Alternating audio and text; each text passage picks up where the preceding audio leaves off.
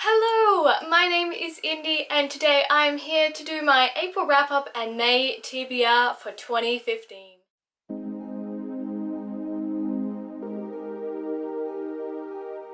So this month I feel like I'd had a killer reading month. I think I have done really well, so I'm really excited to share with you what books I've read this month and what I'm going to be reading next month with you.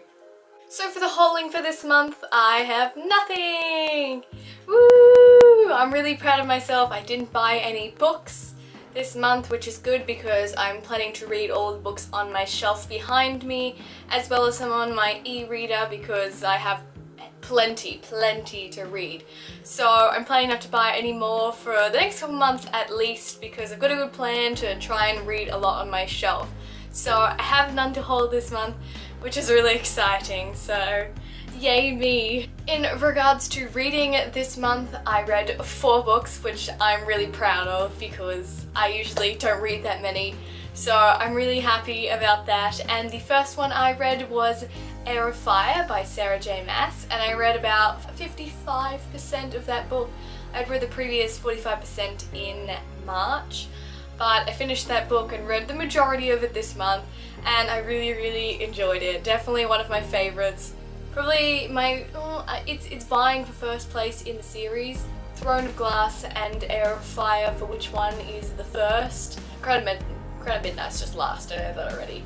But I really enjoyed it, and I cannot wait for Queen of Shadows to come out this year. I think it's in September, so I'm really excited to read it, and I'm excited. The next book I read was The Assassin's Blade, also by Sarah J. Maas, and this was the collection of 5 novellas that she wrote as sort of a prequel to Throne of Glass, the first book, so I really enjoyed all the stories. Some of them were better than others, of course, and if you go to my Goodreads you can check out which one I rated every single one, but I really enjoyed it. I tried moving on to a new book, but I really couldn't. I tried moving on to Red Queen by Victoria Aveyard, and I couldn't do it, so I just read the novellas then because I couldn't move on.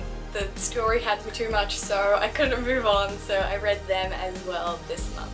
The third book I read this month was Ugly Love by Colleen Hoover. I actually really loved this book. I gave it a 4.5 star out of 5 on the Goodreads. So interesting. It was actually nice having a contemporary that wasn't really sad.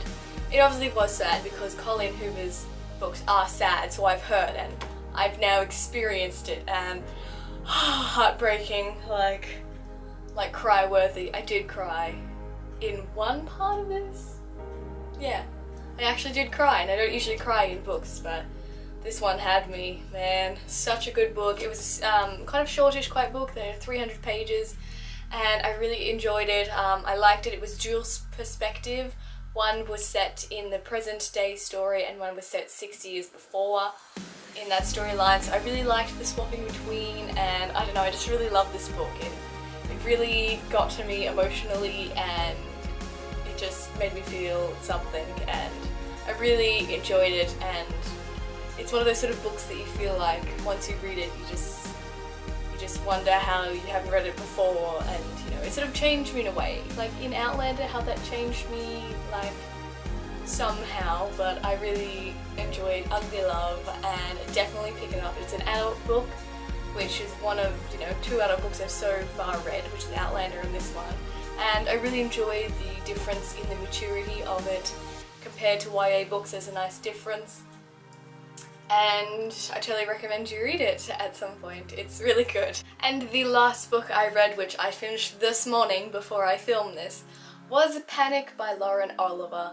I gave it a 3.5 star out of 5. I did quite enjoy it. I didn't feel that connected to the characters though. Like by the end, of course I was like, no, don't do that. But in the beginning, like the first 3/4 of it, I felt I didn't really care about the characters that much, and I didn't really know a whole lot about them. But overall, it was a really good book. It was interesting. I think it was actually contemporary because it was a contemporary setting and everything, but it was really interesting, and I don't know if I actually need to explain what it's about, but I feel like I could quickly do that for you. It's about these teens, they just graduated high school, and they put into this big pot of money to play this game called Panic, where they do lots of crazy challenges, life-threatening challenges, to win this pot of money that they have accumulated throughout the year of their senior year. And now it's the summer holidays after their graduation, and this year's pot is $67,000. So we follow a few of the characters and going through crazy ass challenges that no one should never do, but they do.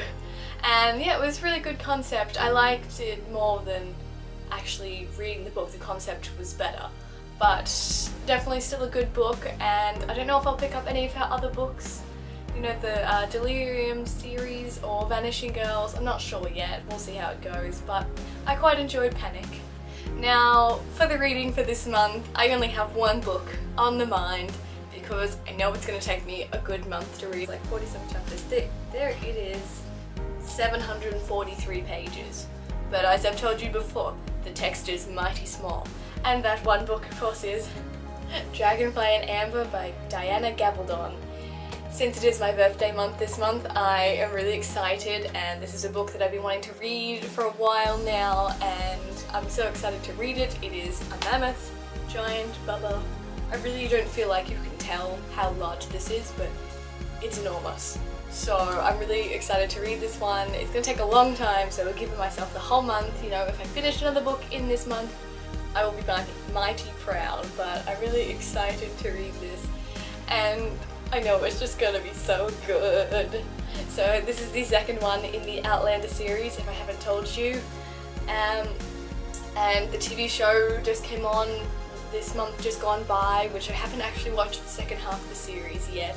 But I will get there, But I can't really remember what happened at the end of Outlander, so I'm gonna have to read that before I get onto this. But yes, this is my one book that I've got on the TBR for May. Thank you so much for watching my April wrap-up and May TBR. If you would like to follow me on my Instagram, I will put it down here right now, and I will put it in the description box below. But my bookish type Instagram account is called Tabs Life and Books. Naturally, it's all in lowercase, so I'd love if you could follow me on there, and I pretty much post, you know, every couple of days about what I'm reading or where I'm up to, or, you know, if I'm going out somewhere with my book, you know. So I've started doing that because I feel more comfortable about posting on a separate account to my personal Instagram account, which is IndieMain26, which you can also follow. And I'm really excited to get this off the ground and show you guys more about what I'm reading. So thanks so much for watching again, and I will see you in my next video. Bye!